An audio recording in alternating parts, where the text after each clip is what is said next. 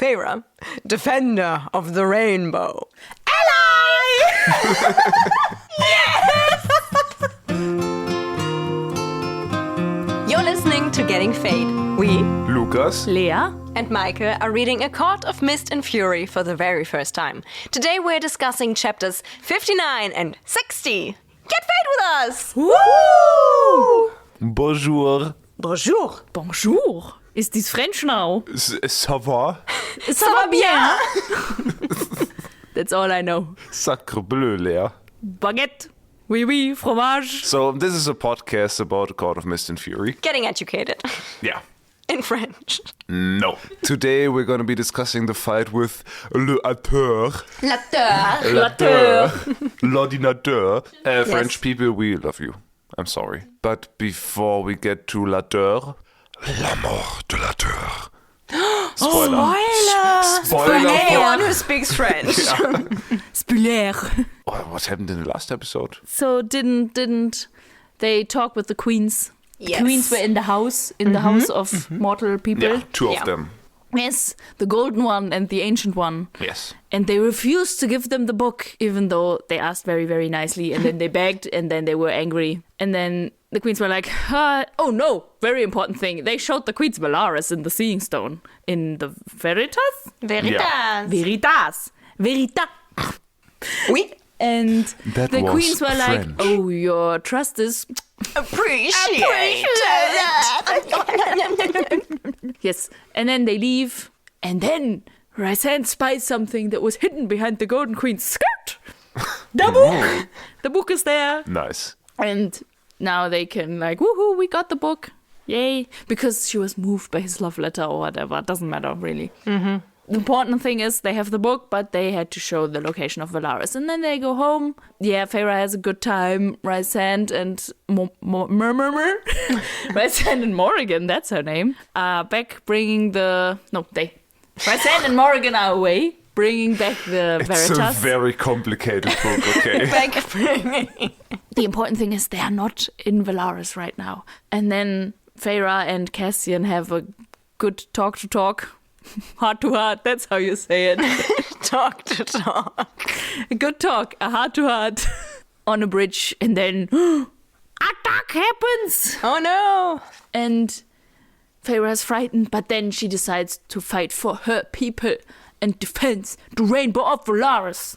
Very Nice. good. And she does it very well with her water wolves and stuff, but like it's very important. It's an army of Etters, and it's led by the main Etter. And then You might call it the Etter. yes. And he kind of drops the dead body of the Golden Queen Oh right, yes. to her feet, and that's not nice. No. And the Etter seems to be escaping, but Fae'd's like, no, I will stop this. And that's kind of the cliffhangery thing where we ended. Yeah, she Yeah. like winnows into the sky. And I think we thought she might now, end up in the sky and then grow some wings and fly and have an epic aerial fight. But she, at first, only winnows to a rooftop. And I was kind of like, that's anticlimactic. Yeah, and then she same. like looks into the sky, spots the Etter, and then tries to like latch onto his malice, his evilness, his esprit of evilness, and then winnows right on top of him, which I thought was very epic. Yeah. I feel like that's very hard because he's moving. Like she's Yeah. not just winnowing to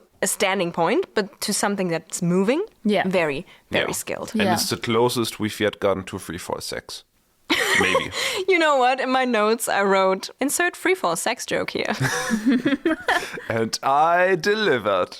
Yeah, I have to say, like, the first moment where she's not actually immediately landing on top of the Etter, I was like, okay, I guess. And then she's trying to attach to his mind, and I was like, oh no, is this dangerous? Like, it's like if you're invading a very powerful being, can't they like invade back or something? I see your point, but it's the Etter. He's so Yeah. stupid. Not a very powerful being. Yeah, I guess. I mean, I think he's supposed to be powerful. I guess he's Yep. strong. Yeah, he's And mean. like the muscle. He's Yeah. not the brains. Yeah. Yeah, he's not mindfully strong. Yeah. Yeah. He's stupid. And all through that, Rysand is actually not being as nice as we thought he would be last chapter, because he like tries to bang on her shields and be like, Feyre, but she completely shuts him out and is like, nope, I'm gonna do this now, no distraction for me. And I think that's really good. The thing is, she literally thinks like, not yet. Like he approaches. And to me, this almost reads like a sign that she doesn't fully trust him, that he would let her do this. Yeah. So it was kind of a red flag for me, like, or a sign of a red flag. I see what you mean. Yeah. The way she describes Rysand then approaching Velaris is actually very funny. She just sees a wave of darkness approaching the city, and then she says, "My mate, death incarnate, night triumphant." It wasn't like epic that you read it and were like, oh my god, this is so awesome. It's like, okay. Kind of like, epically funny. Yeah. Yeah, I feel like a couple of times, I think Sarah J. Maas tried to be very epic, but then just kind of went a little bit too far into silly territory, you know. I have an example later. Okay. Not now. Okay. Stay tuned. I have to say, like, overall, I do find the fight between the Etta and Fae'd quite epic. Yeah, it's really cool. Like, just to imagine it happening in the sky, and they are just, like, free-falling towards Velaris. Yeah. That's really cool. Because she, like, steps the Etta's wings, both of them, and then he cannot fly away, and they're ash both arrows. plummeting towards the city. That's Yeah. really, really cool. Awesome. Yeah. And she doesn't let go. Like, they fall together. And it's like, she's still there. And also she uses flame, right? Right. She, like, engulfs him in flame. Maybe they look like a comet. Yeah, him and Awesome. herself. Like, I think she goes up in flames, and thus the Etta is engulfed in flames. Awesome. Damn. And then she stabs him 3 times. Once for Reese, the second time for Claire, and then the third and final time for herself. Yeah. And Yes. this is, we're already at the point where I have my point of Sarah J. Maas going too far. Like here, she kills the Etta, and then she says, "And this is for me." And I was like, nice. You know, perfect note. She hit it. I thought she was so cool, and then she adds a "see you in hell." I was like, Yeah. you should have just left it at "this is for me." But I have to say, like, her adding that sentence and still, like, plummeting with it, I feel like these killing blows still happen in free fall. Like, I didn't expect her to die, obviously, but to me it seems like she was ready to, like, plummet to a kind of death. Who knows? She probably would have been saved with the Etta. And that's how I took the "see you in hell." To me it read like, oh, we're gonna die here together. Yeah, Okay. me too. But still, Yeah, it's a bit, still. you know, for myself is cool because Yeah. she's doing it also for herself, not just for other people around her, but for herself. Yeah. But also, the use of hell. Has hell been used in the book before? I 'Cause it implies- think so. Yeah, I think we had this discussion before. I'm not sure. I'm thinking back. Maybe I'm gonna add a harp sound in post. Nice. It is maybe the early summer of 2024. We are just discussing the first chapters of book 1, and I think Lucian uses the word hell, and we were pretty confused about that because I think we assumed that the cauldron they sometimes mention might be their kind of hell in the fairy religion. Yeah. I think that was it. Yeah. Yeah, because there's another book by Sarah J. Maas in Crescent City. There is actually a place called Hell, but H-E-L, just one L. And it basically is hell, like we use or see or imagine hell, but it's like a different realm It's where like demons live. Isn't it in Norse mythology that there's a realm called Hell, which is only like H-E-L? Yeah, I think so. And it would make sense because the world in Crescent City is called Midgard, Oh, right. Yeah. like the worm and the The northern world. word for earth. Yeah. Yeah. Yeah. But I have to add something towards these killing blows because obviously I didn't read ahead. I just like read her stabbing it I thought maybe to death. And it's like, this is for Reese. And I was like, okay. Yeah, me too. Like, did they have like something special, the Etta and Reese? Like, what did the Etta do to Reese? Like, I was so confused. And I was like, what? Well, the connection in our podcasting laws that they are both going to be played by Willem Dafoe in the live action adaptation. No, Rysand's penis is played by Willem Dafoe. Rysand, the Etta, and Tamlin's penis. Oh, right. Tamlin's all offended Willem because Dafoe. Rysand looks like his penis. Always Yeah. get your law right, Micah. Yeah. Sorry.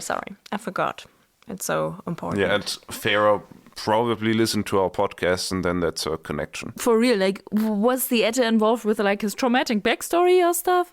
I think in a way. I feel like the Etta sort of stands as like an ally to Amarantha for her, because he took Feyre in and then he took Claire and, you know, he did all the evil things for Amarantha. And now that Amarantha is dead, the Etta is kind of like the only thing left from Under the Mountain, like the evil reign of Under the Mountain. And now she's like killing off that last strand, I guess. Yeah. And then it's Yeah. like, this is for Reese. Yeah, that makes sense. But I was glad then that the next thing she said was like, this is for Claire. I was like, Yeah. okay, here we Yeah. go. Claire suffered a lot. I Yeah, actually and kind of... she suffered a lot. Like, the last two people she does this for are people who died under the mountain. Yeah, I expected the last step, or like the next step, because obviously you don't know how many steps there would be if you just read it chronologically. I thought she would be like, this is for the Golden Queen, because he also killed Yeah. her, and she was like, oh, I like her. Yeah. But that would have been weird. Like, I was glad it Yeah. wasn't the Queen. Would be anticlimactic in a way that like the emotion like builds up with every stab. And actually, I like how, since you said it's building up, Claire comes after Rysand, because like she loves Rysand, obviously. But what happened to Claire is just so fucked up and so unfair. Like, Rysand was sort of like a willing participant in what happened, but Claire was just very unlucky. Very unlucky. Also, like Claire directly suffered under the mountain, under the Etta. Yeah. While, as you just described, Rysand, like it's a vague Yeah. for Rysand, I guess. Yeah. Everyone was the shitty. Etta. But yeah, Feyre and the Etta fall to the ground, but before they can hit the ground, Feyre winnows away and lets Nice. the Etta fall and crash and smash and die Nice. on the ground. Very good. Yeah, love to see it. Very Awesome. good. He deserved that. Yeah. Finally, the Etta is gone. Justice! Yeah, he was kind of, no strong feelings because he just turned kind of derpy in the end. Yeah, he was very silly in this book. But it's Yeah. good he's dead now. But that was Le Mort de la Terre. Yippee! Oui, Epic. oui, oui. Fromage. So yeah, then the chapter is over. It's a very, very short chapter. Feyre Yep. lands on the ground, like crash winnows into a building, and then Rysand appears. People are cheering. People are crying because people died. They won. They're like, yay, and also. And then Rysand approaches Feyre, looks at her, is like, oh, you're right, and then kisses her. We just, I guess, the first public show of affection in Velaris. Important. Now people saw their lord kiss that Jesus girl. Yeah. It's official now. That's it's true. official. That's important. Yeah. So yeah, and then Rysand proclaims another new title for Feyre, which so is stupid. Feyre, Defender of the Rainbow. Ally!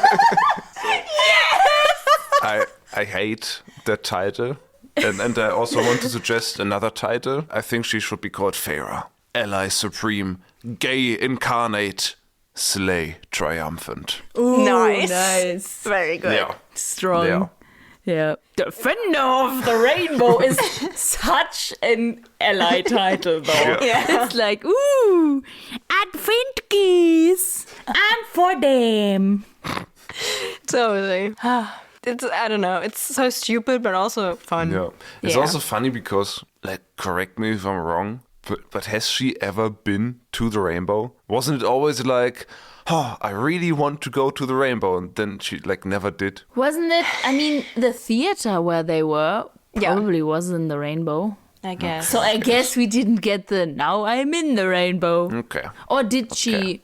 I think once in one chapter, we had like this little excursion where did she go into the rainbow or not yet?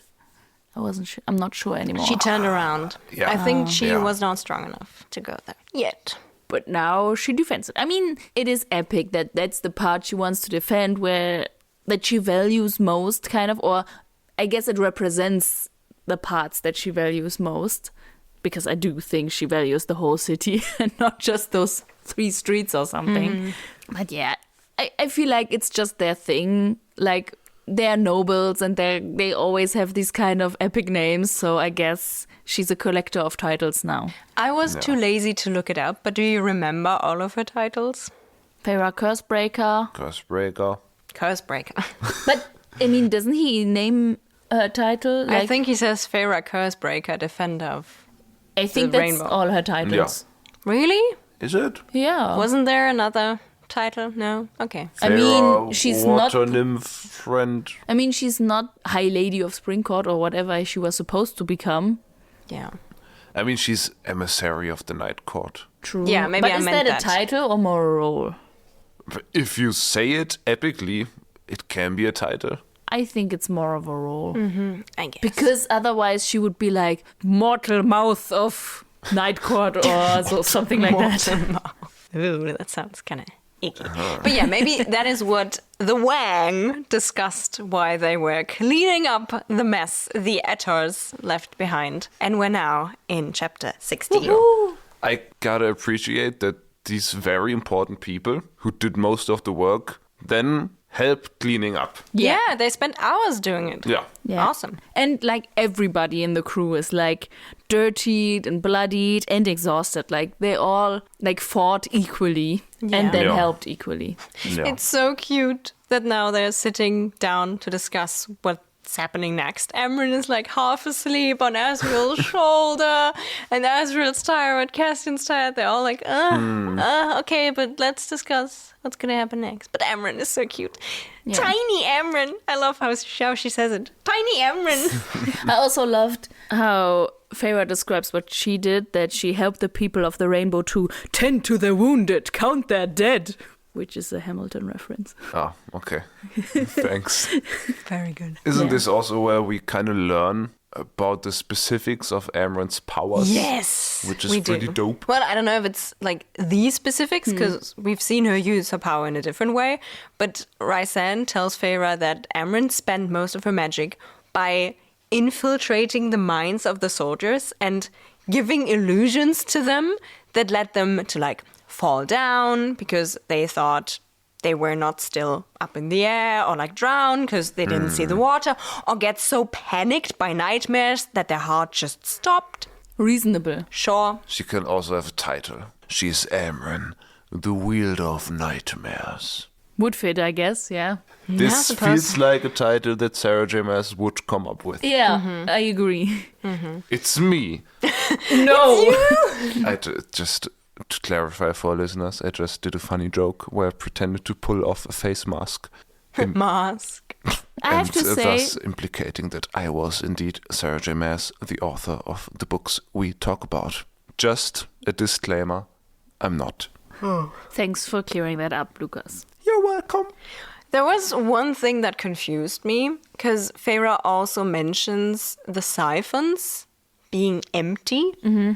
And I thought the siphons were like tools to dampen the like wild magic of strong Illyrians. But this kind of seems like they draw their power from the siphons. I mean, maybe that can fit together. I think they are tools, or at least that's how I understood them. But if they have to draw the power together or like keep them in check, they would like gather them up. And so if they're empty, like that means there's no more power left to like gather up and store I or thought something. so too. They just constantly spill their power in the siphons, so they can use the siphons with their power. Okay. I have to say, like, the way Amryn fights, it has a kind of sick, epic way, but somehow it was less, like, epic to me than, like, the first instance we saw her fighting. Really? Because it was only described that she was, like, pointing at people and they were just dropping, and probably that was where she was implanting illusions and stuff. But Where to she me, wielded nightmares, do you mean? Yes, I did. But to me, it seemed so epic that she was so powerful that she could just point at people and be like, die. But I guess that would also be too OP. Yeah. I liked her powers. It kind of makes her seem Daemati-ish, I feel like. You know, Yeah. planting these images in her Maybe mind. she taught Rysand some stuff. Maybe. But yeah, if she was that powerful, I guess it would kind of make the fact that she's going to stay back home when they're going to leave for Highburn weird, because she would easily be the most powerful. But in this situation, like with their plan, which we're going to talk about a bit later, I guess it makes sense that Amren will stay home to try and defend Velaris. And, you know, this is where I have to be angry about Rysand again. Because I feel like in this chapter, or like in the beginning of this chapter, Rysand is really trying hard to win the title of GQ's worst leader. Because all he says about the situation is, Velaris is secure now. And I'm just like, no, it's not. Like, you won this one fight. Yeah. Highburn knows about Velaris now. And Velaris is not secure. And he's like, well, we have restored, like, the wards, I guess. But people know about Velaris now. And not only does obviously Highburn know about Velaris, but as someone, I don't remember who, mentions, like, the queens could have sold that secret to anyone. So I think they're safe to assume that everybody could possibly know. Yeah, totally. But speaking of Highburn, we also learned that they probably used the cauldron to like dismantle the wards that were on the city. And on the one hand, wow, the cauldron's such a like epic, mighty thing that it's possible to do that. But in my mind, they just carried this big ass cooking pot over there and were like, abracadabra, the water gonna. And Nice. then they put it away. Yeah, I wonder how the cauldron works and how big it is. Yeah, in my mind it's like huge. Yeah. It's not in my mind, but maybe that's because it's silly in my mind. But it would be stupid if it would be like just like the size of a cooking pot. Like in my mind it has to be like a huge cauldron. Yeah. In my mind it's like from the ground up, like it would go to my waist maybe. I think I'm actually not sure if I have told you that I have heard about the cauldron in this other series. Maybe. But there I always kind of assumed it was like a place. Because also in like the creation myth of this world, they like pour magic somewhere. And I was like, oh, this is like the cauldron is where magic was poured in. But now it actually seems like an actual object. And I'm like, what? Why is it an object? Yeah, I thought the cauldron was what the magic was poured out of. Right. Yeah. That's what it is. Yeah, I don't know. But, you know, with this whole people might now know where Velaris is, I have a suggestion to keep Velaris really safe. Why don't we take Velaris and push it somewhere else? Good idea. Yes. Yeah? No? How? We just take a bunch of people from Velaris and then push? You know what's funny? This could now either be a SpongeBob reference, which I think is where you got it from, Yeah. or a Fantastic Four reference. True. The new Fantastic Four movie. They want to do SpongeBob basically did it exactly first. that. SpongeBob did it first. You should know in your SpongeBob cosplay. What? I'm just wearing a yellow shirt. Yeah, that's SpongeBob cosplay. Okay. Sorry. Oh, you're welcome. I don't know. Couldn't get what better, but it keeps on trying. The fuck? But anyways, the Wang, wants to eat, sleep, and then retaliate. And Yeah. Epic. Yeah, it's Amren who says that, and I found this so relatable. Yeah. And then I wrote Amren, more like Amen. Am I right? No. And that made me think that it's even more intentional that Amren is supposed to be God in this universe. Because You were like, preach! no, because the words It's Amen Amen and Amren. are so close together. And we know how Yeah, Sarah I J. Maas's know. naming brain works. You know, if she calls the man stuck in a piece of jewelry Jurian, then she Okay. will call literal God Amen with an additional R. Maybe. Ogt. Because dog wouldn't be would be weird. yeah. So Ogt. Oh, Maybe she's Octomom. Yeah. Ogden. I think Ogden is a real name. Ogden. Ogden. Mm-hmm. I've heard that before. Maybe. Like it could appear in this book. Ogden. Ogden. Yeah, what Well, were you getting at? But Rysand does not come to bed in the evening, and instead sits on the rooftop, blaming himself for what happened to Velaris. Yeah. And I have to admit, even though Feyre is like, no, it's not your fault, it's not your fault, it kinda is. Yeah. And just a teensy tiny bit. Just a teensy tiny bit. The question is, would they have had another chance or any other chance to get to the book? Maybe the Miriam and Draken thing, but also that would be selling them out. So I don't know. Yeah. Like, I don't blame Rysand for doing it, but I understand why he is blaming himself. Yeah. I have to say, I also think, like, I understand the blame, but he also is like, oh, I hate myself so much right now. I don't know who I hate most. I think it's either the king, the queens, or myself. And it's like, bro. But it shows like how little self-esteem or self-worth he sees in himself. Yeah. Yeah, Big oof. happens. But also emo Rysand. Yeah, Nice. yeah. These are like moments I wonder if I would prefer Rysand to be written differently, because he is ancient. He's also very old. And I feel like when you're that old, maybe situations like this might not affect you as much. But also I like the fact that Rysand is affected by it. It just shows that he cares. So it's a good thing.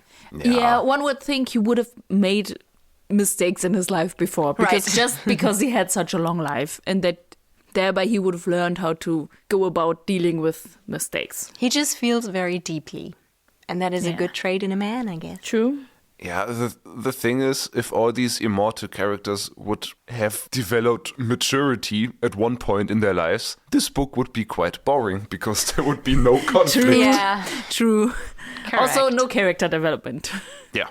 Yeah. Just for Feyre. It would be the journey of Feyre, who's immature, who's adopted by this mature and wise family, and she can grow up to be one of them. Yes. Yeah. She is well on her way here when she consoles Rysand. She says, and we deserve to be happy. Because Rysand is like, I don't deserve you. And then Feyre's like, I deserve you. You deserve me. We deserve each other. Me and Bark. Yeah, and then they have sex. Yeah. Da-da-da-da. On the rooftop. Nice. But I have to say, like, this sentence from Feyre, it's like, she has experienced some growth and some healing, and that's nice. Yeah, yeah. Self-love, Yeah. Feyre. Woo! Other people loving Feyre. Woo! Yay. Woo! Are you just gonna woo for anything I say? I'm a woo girl. Cheese! Woo! Woo! Yes. It's so fitting that you mentioned cheese, because you're in a cheese cosplay today. I'm just wearing yellow. Okay, then I'm gonna correct my statement. It's funny that you mentioned cheese, but I can't tell you why yet. Ominous. Okay. You will find out later. Oh boy. Boy. Oh boy, did you bring cheese? Is it I love because of cheese. your stinky feet? You gonna take off your shoes? Do you have talons on your feet now? Yes, stinky talents. Well, we leave them to have sex on the rooftop and through a break in the chapter jump to the next day, I guess, where they discuss the plan. The plan is as follows. Feyre must touch the cauldron and speak words Amren was finally able to decipher from the two books. Then Asriel and Morrigan winnow Feyre and Rhys to Highburn. Just a side note, I feel like that alone should be a hard task. I feel like if, like, I don't know, cabins in the woods are warded against other people winnowing in, I feel like Highburn would probably be warded against people winnowing in, but they don't discuss that, so I feel like they have ruled that possibility out. I mean, maybe because it's a country, it's like you have to be able to travel. That you can't enter like a building. Fair. It's also an island. I feel like it would be inconvenient for the people living on the island to have like wards around them, so maybe there actually is no wards. To have warts. Ouch, ouch. So, Rysand plan. stays at the coast to not be detected by the King of Highburn, because he could maybe be able to feel Rysand's magic, because he has encountered him before. And then as Faye and Morrigan winnow to the Faye castle... and Morrigan? That's her new nickname. As Fae. Fae. As Fae Moore. Wait a minute. Finally, some Asriel and Morrigan time we get to witness. Hopefully. Yeah, I'm so Nice. hyped about them finally being together. I have to say, like, I like that Asriel and Cassian have already made a plan. Yeah, finally some plan making. I have to say, I feel like the most important part of the plan, I mean, getting there and getting away is also important. I feel like the main part of the plan has not been developed. Because their plan is get there, get in, get out. Yep. Thanks. Yeah, it worked for Asriel with the Veritas. Right, so And he's coming. Asriel's plan is just to break in, break the cauldron, and break out. Nice. Awesome. Oh, and then, sorry, just this is information for our size of the cauldron discussion. He's like, if she doesn't manage to nullify the cauldron in time, they will steal the cauldron, then nullify it at home, and then send it back in pieces. Awesome. So, Petty. like, it's not like building sized. Yeah. I guess. It must be carryable. Yeah. Maybe. It would be so stupid if it was just like, I don't know. Like a cooking pot. Yeah. Also a bit funny, but silly. Yeah. Yeah, I don't know. Yeah, the the Wang is just not very good at plan making. Like, I like that they have a plan, but the most important part, as you said, is sort of missing. You know, go in, take it, and then get out is not a plan. Also, like, Feyre asks a question. That's awesome. She asks, where is it? Like, how are we going to find it? Cassie's like, oh, we know where it is. We know where it is. It's somewhere in the lower levels. Ah, Great. Right, Nice. awesome. Also, lower levels just sounds like dungeons or Yeah. like training grounds for soldiers. It doesn't sound like a good place to be searching for something. But maybe because we don't know the like main part, like the stealing part of the plan, maybe that is an indicator that it will work. But maybe the getting away part will be dangerous. yeah, maybe. Yeah, but like, I don't know if this is getting too much into predictions and stuff. But I don't think they'll just nullify the cauldron's power at the end of this book. Because then there would be no story left. I feel like they will get the cauldron, but Feyre will be not with them anymore. Like, not that she's dead, but that she will be Captured. separated or captured, right? Yeah. And then they have the cauldron, but now the one thing that could nullify it is missing. And then they have, we have this whole, Feyre is somewhere else. And like Rysand it, will I not like be it. with her. So there's kind of like a separation going on, which is always It very also makes spicy, sense juicy. with the way this chapter ends. That she Yeah. would be captured. Yeah. That's does where it my end? idea is coming Well, from. we'll get to that later. to that. Did I miss the last sentence? And then I was captured. No. But first, Rysand is obviously not very happy about Feyre and him splitting ways, but he's like, okay, if that's what you want, Feyre, it's your choice, you could do it. And Feyre's like, oh, if I hadn't been in love with him before, I would now be in love with him because he's so good. Feyre. Bare minimum, Feyre. Right, bare minimum. Also, I feel like the Tamrin... Tamrin. Just imagine Tamlin and Amren being a couple. She'd demolish no, him. I'd rather not imagine Right. that. They wouldn't be a couple. They would be a one-time thing. Right. And then he'd be dead. Nice. Dead in a pit together with Feyre's dad. The Tamlin comparison is getting a bit much. You know, I like that Rysand is a better person than Tamlin, but I just want to read the sentence he says to Feyre, where I was just like, okay, bro, a bit too much. A bit too much, Sarah, maybe.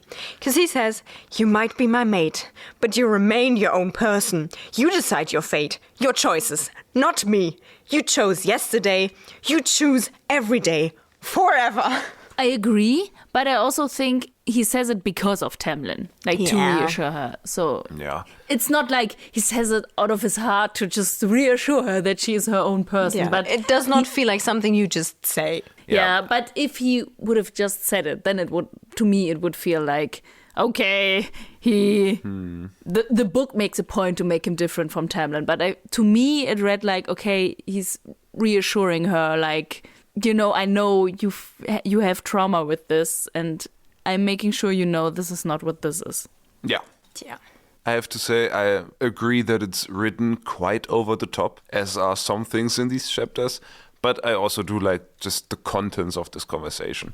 Because I feel like it's a very real thing that people are just sometimes so affected by their trauma that they need to be reassured. Especially because to me, like the chapter before felt like he wasn't quite on par with her choice to follow the Etta on her own. And so that he is like, okay, I'm still like, maybe he's also learning to let her do this, but he knows that's the right thing to do and he wants to do that. Yeah. But I have to say, like, as I said, like, oh, this is bare minimum. Like, this is bare minimum, Feyre. I really like that, like, in the next few sentences, she really reflects about her thoughts here. And She comes to heard the you. she comes to the same conclusion. It's like, oh, this is really sad that I'm so affected by bare minimum. Yeah. Yeah. She's like, I was treated so badly. And this is like, yeah, you were. You were. It's good you can now finally see that. Yeah, and I really appreciate that she does realize that. Yeah. And then she like thinks about it for a second and then comes to the conclusion, let's go to Highburn.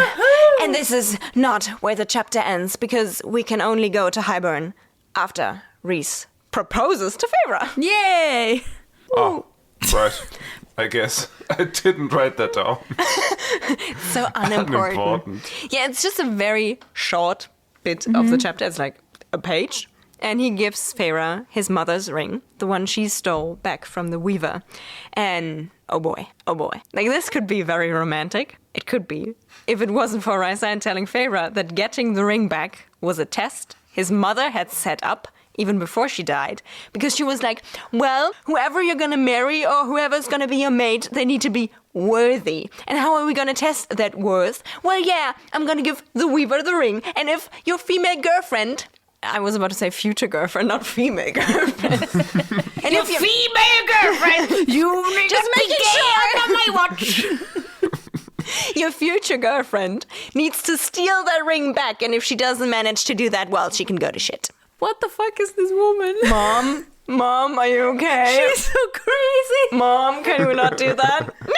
Especially he says like, yeah, she gave me this ring when I was training in the Illyrian war camp and it always showed to me like she's near to me. And then I reached adulthood and she took it away and gave it to the Weaver. It's like, okay. What is this woman? I remember that you said like, I really would have liked to have met her so that we get to know more about Rhysand and his relationship with his mother. And at this point I was like, maybe it's good that we don't meet her. Maybe she's just as weird as all of the other parents in this book series. No, you know. Yeah. But I love that this sequence starts with the real questions being asked. Like they had the we're going to Highburn now, and then she's like, are we like moving in one room together? Like, what bed are we sleeping now? And they decide Rhysand's bed because it's bigger, and that's a valid choice. Yeah, totally. The bigger the bed, the better, I guess. Sleep. Yes. Nice.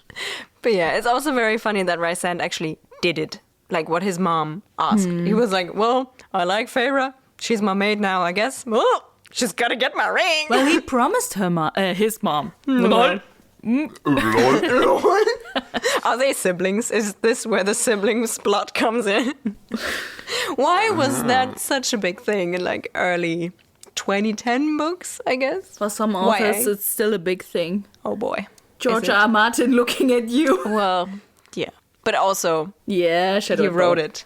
No, not Shadow and Bone. What is No, the- City of Bones. City of Bones. Something with bones. Yeah. Yeah. Yeah. Anyways, Feyre's like, well, when all this is over, when we broke the cauldron, are we gonna get married? We're gonna get official. Everything's gonna be so great. And then they have sex and the chapter ends. Well, Okay. I think you forgot an important part because she does not accept the ring yet. She does not wear it yet because she's like, it could be an advantage for Highburn to find out that we're mates. And I Agree?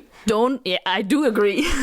And I don't, like she says, I don't want them to be able to use this against you. And since they're going in alone, like Rhysand is like, yeah, if they see us together, they can smell it on us, I guess. Ew. But since she's going in alone, she doesn't want to be seen with like a Night Court heirloom ring on her wedding finger.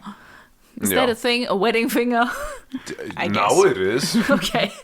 And so she's like, like when all of this is over, I want to Yeah. do the whole shebang and You let's know- have a party and get married. You know, to throw them off, she could just wear the necklace that Tarkin gave her.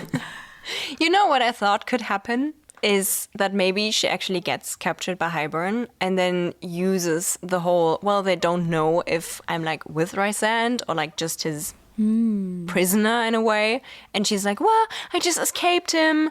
I'm here now. And he's like, oh, well, great. Your husband's here. Or like your soon-to-be husband is here. And then Tamlin is there. And he's like, well, look who's here. And she's like, oh, shit. But Do you you think it would be know- such a cool confrontation? But it would maybe, like, if she plays that right, it could be a way to infiltrate them and, Yes. gain their trust. But Do you I don't think- want her to be faking feelings for Tamlin again. That would, but it would be a tragic and intense And story, it would though. fit Oh, this, it would be these kind of books. very and juicy. and like if she pretends to have been captured by Rysand to the King of Hybern and then Tamlin is there, then she would have to pretend for Tamlin. Yes. Ooh, juicy, juicy, juicy. I mean, maybe Tamlin is there. Yeah. I mean, it would make sense because the Yeah. book started with Tamlin. It might end with Tamlin.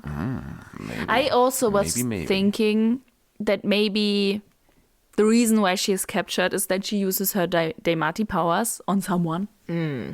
But they are a powerful Daimati themselves and they capture her. And if Tamlin is there... He could be the powerful Daimati because he obviously is a Daimati. Confirmed. But also, she does accept his wedding proposal. Like, she is willing to marry him. Like, Yep. after 2 days of being together. Yep, she's quick. She's a in quick that girl. regard. Yeah, Yeah. yeah. Yeah. Sure, why Sure. not? Yeah, I mean, it's not like she had bad experience with accepting proposals too quickly. Nah. Yeah, but if we are now at the end of these chapters, I still want to mention one thing, Okay. which I think was noteworthy maybe for the future of this book series. Because at one point Amron mentions that under no circumstances they must ever put the two halves of the book together, because this would unleash such a power that will be felt in every corner of the world that it might wake ancient powers graving the book even dragons? even worse than the King of Hybern. Yes, obviously, Leia, dragons. Potentially dragons. Yeah. I mean, this could mean anything. Like, it was phrased in a way that it, like, totally that would happen. Yeah, Yeah. No question about it. you're right. That's Looking important. forward. In my mind, someone stumbles and then it puts them together and boom, skybeam. Would be fun. Oops. Yeah, the way Amron says it, like, they're like, can we put them together? And she's like, no. And it kind of, like, I don't think she did it, but the way she says it seems like she, like, accidentally did it and was like, oh, shit. No. I did that, don't do it. That would be But funny. I don't, like, the way she explains it, I don't actually think she did it. Yeah. Yeah, maybe that'll be something that happens in like book 3. Or they need to like put the books together in like For something. a last rescue moment and then next have to deal with like Yeah. what's coming now. You know, conspiracy corner theory time. Maybe a bit meta, the theory. But we've been discussing that there's like, what, 5 books out there already? And we didn't know, like, is this the end of the story? Because there's 6 and 7. Sorry. Coming up soon in the future. And maybe book 5 will end with them defeating the King of Hybern by the last resort means of putting the two halves of the book together. And then book 6 and 7 will deal with the repercussions of them putting Yeah. the halves together. That's cool. And I agree. awakening a more powerful villain. Like it. It's me, Sarah James. I just told you the whole story. That would be cool.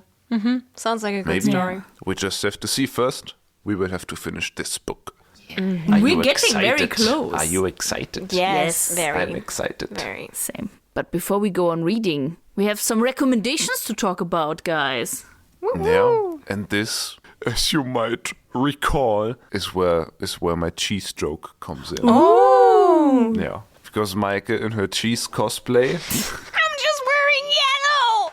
you just give me a perfect start for my recommendation. Cheese. Yeah. Oh, nice. Because Like, I was surprised. I don't want to recommend a specific kind of cheese, but Mike and I think as we've told, we were on a small little holiday in the Netherlands, and then we went to a market and we decided to buy a piece of very fancy cheese. Nice. And it's delicious. You know, it's expensive and it's like a treat you don't buy all the time. You But- need to try it later, Lea. It's really good. Yeah. But you know, this is my recommendation maybe. Treat yourself with like a little expensive piece of cheese that you can really cherish and eat and enjoy. Nice. And that's my recommendation. Good one. Good. Yeah. Yeah. So, as my recommendation, I brought a TV series. And I have to say, let me start this way. The TV series is Outlander. It's about a woman that travels through time and then meets a Scotsman and they fight for freedom, and it's epic, and it's an epic love story. Boy, that sounds And- nice. Yeah, it's Scottish and they fighting against oppressors, but also this series is not without problematic shit. Like, I started watching this series and I was like, oh, it's a feminist. And then I went on watching it and I was like, oh, because I have to say there is several times there happens violence, especially against women, and it has a voyeuristic undertone, and like they do make some weird choices in this TV series, but overall it's pretty epic, and it's just like it captures me some way, even though it has these problematic parts. And it is really fun to think and talk about, like, how do they make these weird choices? Like, how do they get there? So I feel like people who listen to our podcast do enjoy like epic love stories, but they also enjoy like reflecting upon like, what the fuck is this shit? So I recommend Outlander. It is, at least in Germany, found on Netflix. And I think like this year, the 8th season dropped, but it's not on Netflix yet, at least not in Germany, but it will come eventually this year. So, Nice. And with that, I think the series will be finished. So go out there, watch some epic Scots people and think about what the fuck are these choices. Nice. So It once will we're done be with finished? I thought he's Scottish. So once we're finished with ACOTAR, we need to talk about Outlander, is what you're We saying. could maybe make a special episode. I am tempted to like start from the first season again. Oh boy. But I'm not there yet. I finished I saw that they dropped the 8th season because they did some like premiere photo shoots, and like all the actors were like, Outlander was so amazing, because I do think it's like what I gathered from the actors and the people involved. It is actually like a piece of fiction that like puts Scottish culture to the forefront, which is awesome. Yeah, so I saw their posts and they were like, oh, it was such a great time and such an honor to be part of this. And I was like, oh, did this start? And then I was like, oh, season 8, yay. And then I noticed I hadn't watched season 7 yet. So I just finished that yesterday.